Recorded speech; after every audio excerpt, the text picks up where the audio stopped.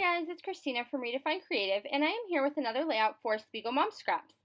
And so I knew that I wanted a white background for this photo, and I knew that I was going to print this photo in black and white. So this is a photo of my daughter playing on this piano with this huge fountain in the background. And this is something that I took on vacation, and it was a beautiful scene. So I wanted to create a really special layout to go along with it.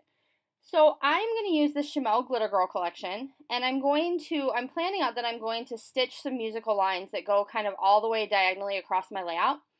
And then I'm going to create all these music notes with that Glitter Girl collection.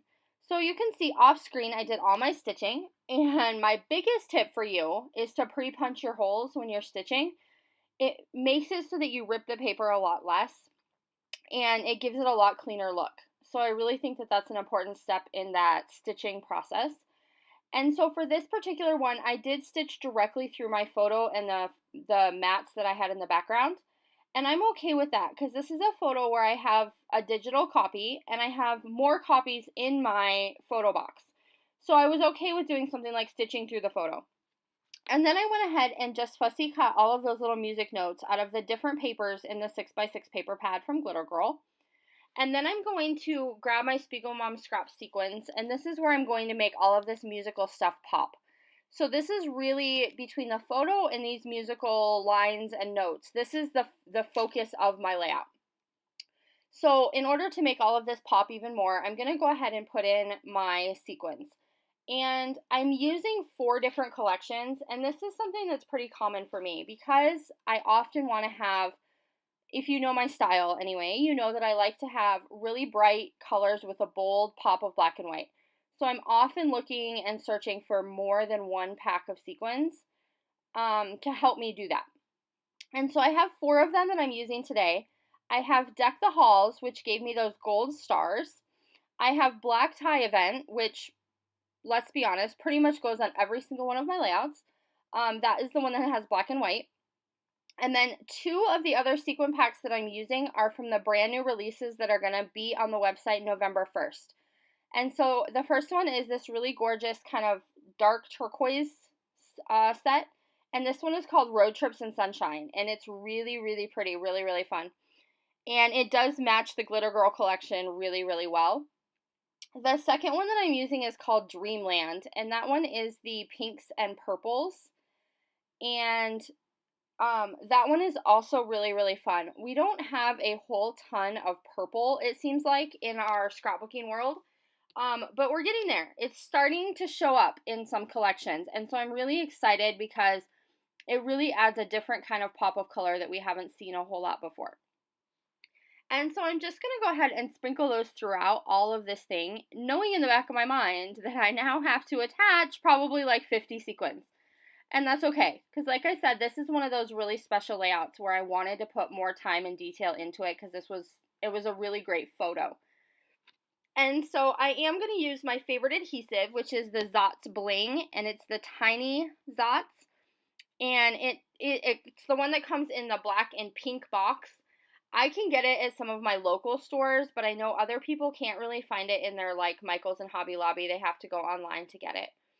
And so then what I'm going to do is I'm going to do one of my signature moves here. I'm going to put a really bright pattern paper behind this top left corner, and then I'm going to flip the corner over. And in a second, you're going to see why I do that on this particular layout. But I'm just going to fold that little corner back to show my pattern paper peeking through. And then I'm going to take my tiny attacher and attach it to my layout so that it leaves a little bit of that lift. And then I do the same thing down in that bottom right-hand corner off on the side. And the reason I did that on this particular layout is because I wanted my picture and my musical notes to shine. I wanted that to be the center of attention. But I don't want to leave the rest of the page completely white. So using those pops of yellow creates my visual triangle around my photo, but it's a really subtle look. So it doesn't take away from all of the other detailed work that I did throughout the layout. So between the yellow music note, the top left corner, and the bottom right corner, now I have that 3 pops of yellow that are all the way in that triangle around my photo. And that really helps kind of keep your eye and bring you back towards the middle. So then I went ahead and added my title over my photo, and I did that off screen because I often play around a lot with the placement. I don't always grab my wax paper or my ruler, and so a lot of times I spend some time just moving letters around. So my entire title says Music is the Poetry of the Wind, and the black letters there are some puffy rubber letters, and those are from Studio Calico. The pink is a pink glitter script letter, and that one's from Heidi Swap, and I just picked that one up at Michael's, so that isn't like a big fancy collection. And then for my small words, I'm using one of my Tim Holtz word pads, the spiral bound ones, like the chit chat and small talk and those types of things. And I use that for the words is the and of the, because I didn't need those to be a big pop in my layout or in my title. And so you're going to see in a second I come back to those word strips to create another subtle visual triangle. So while I was talking to you about all of that craziness that had nothing to do with what was happening directly on screen, I did add a little circle sticker down in the bottom from Glitter Girl that says You're Pure Magic, and I put that on some fun foam to make it stand up a little bit. And now I'm playing with this top left corner, and I think I'm going to use this love sticker, and it doesn't end up making the cut because it just doesn't fit right in my spaces. And I really wanted it on this layout, but have you guys ever had that where you really want something on a layout and it just flat out just doesn't work? And so eventually you have to abandon it.